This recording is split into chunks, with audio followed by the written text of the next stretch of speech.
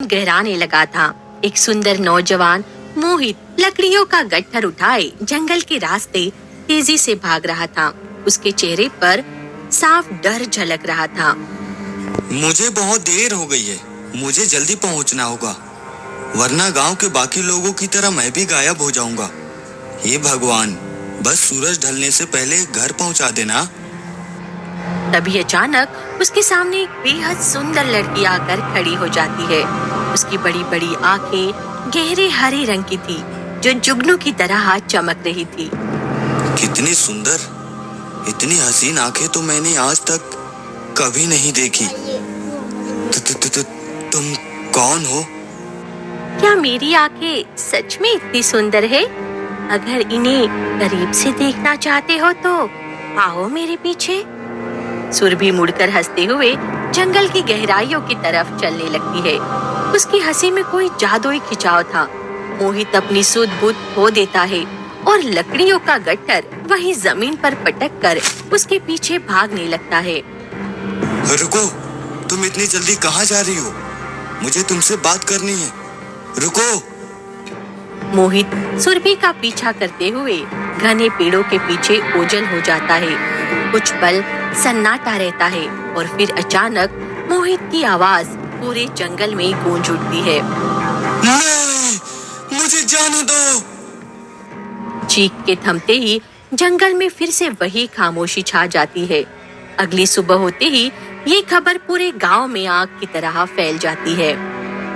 अरे भाई, तुम्हें पता है कल रात से मोहित भी घर नहीं आया है, वो भी लापता हो गया है। उसकी माँ पागलों की तरह सब जगह उसे ढूंढ रही है। पता नहीं किसकी बुरी नजर हमारे गांव को लग गई। अरे भाई, अब इस गांव में बचा ही कौन है? 200 लोग एक एक करके गायब हो गए। अब तो यहाँ सिर्फ औरतें और हम जैसे कुछ गिने चुने मर्द ही बचे हैं। अब अगला नंबर किसका होगा कोई नहीं जानता। सुना है ये सब उस खूबसूरत रहस्यमय लड़की का चक्कर है। हर कोई यही कहता है कि वह रात को दिखती है, शांत और बेहद सुंदर, लेकिन उसकी आंखों में एक अजीब सा ठंडापन होता है। वह किसी से कुछ नहीं करती दिखती, फिर भी न जाने क्या जादू है कि लोग उसके पीछे चले जाते हैं और फिर कभी वापस नहीं लौटते। ये कहकर दोनों गांव वाले परेशान हो जाते हैं। वहीं दूर खड़ा अंश उनकी सारी बातें सुन लेता है। उसके चेहरे पर गांव वालों की बातों को लेकर कोई डर नहीं, बल्कि एक अजीब सी बेफिक्री है। ऐसा कुछ नहीं होता।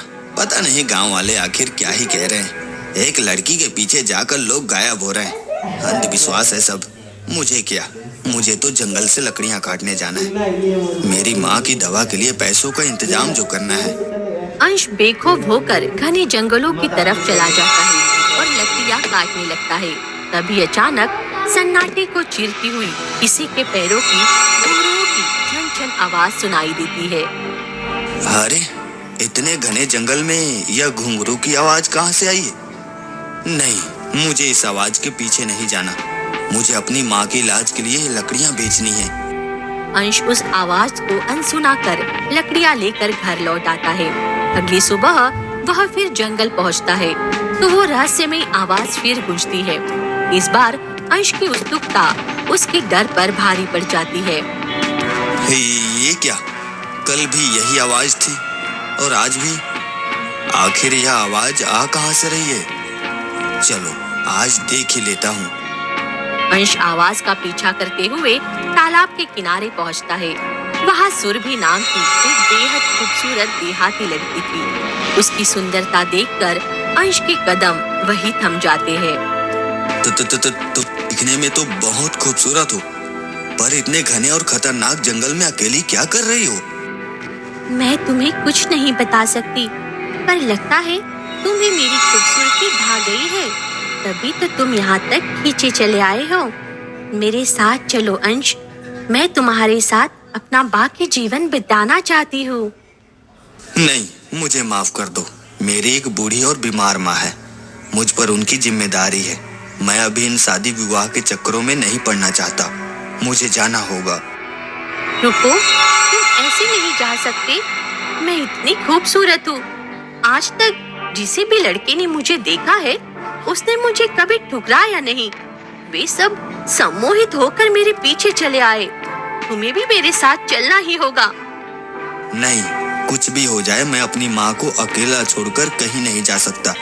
मेरी जिम्मेदारी मेरे लिए सबसे ऊपर है। अंश वहाँ से मुड़कर चला जाता है। सुरभि उसे जाते हुए देखती रह जाती है। उसकी आंखों में चमकने वाला वो ठंडापन अब बेचैनी में बदल चुका है। ऐसा कैसे हो सकता है? आज तक कोई मेरे जाल से नहीं बचा। फिर ये लड़का मुझे ठुकरा कर कैसे जा सकता है?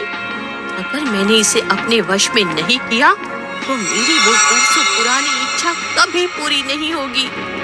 अंश वापस अपने घर आ जाता है। कई दिन बीत जाते हैं। सुरभि हर संभव प्रयास करती है, कभी अपनी सुंदरता से तो कभी अपनी मीठी बातों से, पर अंश अपनी जिम्मेदारी के आगे कभी नहीं झुकता। एक दिन सुरभि हार कर घने जंगल के बीच बैठकर फूट फूट कर रोने लगती है। अरे क्या हो गया? यह रो क्यों रही है?